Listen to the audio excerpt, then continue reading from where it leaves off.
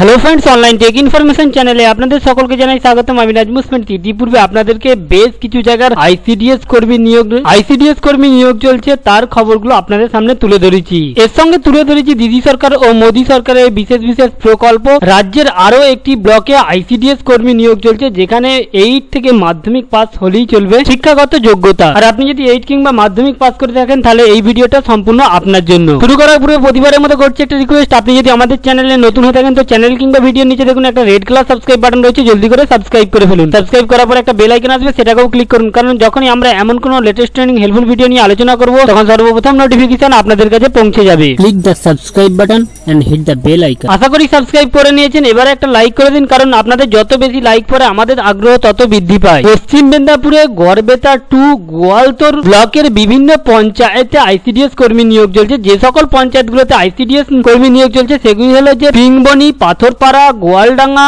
মাকলি, আমলাশুলি, সারবো, জোয়ারডাঙ্গা। টোটাল 20টি শূন্যপদ রয়েছে, যেখানে শিক্ষাগত যোগ্যতা লাগছে শুধুমাত্র ক্লাস 8 পাস কিংবা মাধ্যমিক পাস। ক্লাস 8 পাসের জন্য অঙ্গনারী সহায়িকা এবং মাধ্যমিক পাসের জন্য আইসিডিএস কর্মী নিয়োগ চলছে। তো ফ্রেন্ড, এখানে একটা কথা বলে রাখি, যদি আপনি এই এলাকার না হয়ে থাকেন আর যদি আপনি আমাদের সঙ্গে সাবস্ক্রাইব করে থাকেন, যখন আপনার ব্লকের জন্য হবে আপনার ব্লকের জন্য কোনো রিক্রুটমেন্ট নিয়ে আলোচনা করব তখন কিন্তু সর্বপ্রথম নোটিফিকেশন আপনার কাছে পৌঁছে যাবে। তো ফ্রেন্ড, এখানে আবেদন করার জন্য গড়বেতা পঞ্চায়েত সমিতির অধীনস্থ এলাকায় স্থায়ী বাসিন্দা হতে হবে এবং বয়স হতে হবে 18 থেকে 45 বছরের মধ্যে। তো ফ্রেন্ড, আবেদন পদ্ধতিটা বলে রাখি, আপনাদের নিকটতম কোনো সাইবার ক্যাফে কিংবা কোনো জেরক্সের দোকান থেকে ফর্মটি নেবেন। ফর্মটি ফিল আপ করে একটি খামে দিয়ে সেখানে 5 টাকার ডাক টিকিট মেরে আপনার যে নিকটতম আইসিডিএস অফিস আছে সেখানে জমা করতে হবে 12/9/2018 তারিখের মধ্যে। অর্থাৎ হাতে মাত্র সময় আছে বেশ কটা দিন, আপনি চাইলে এটা আবেদন করতে পারেন। এছাড়াও আপনি যদি অন্য এলাকার বাসিন্দা হয়ে থাকেন তো অবশ্যই কমেন্ট করে জানাবেন আপনাদের এলাকা।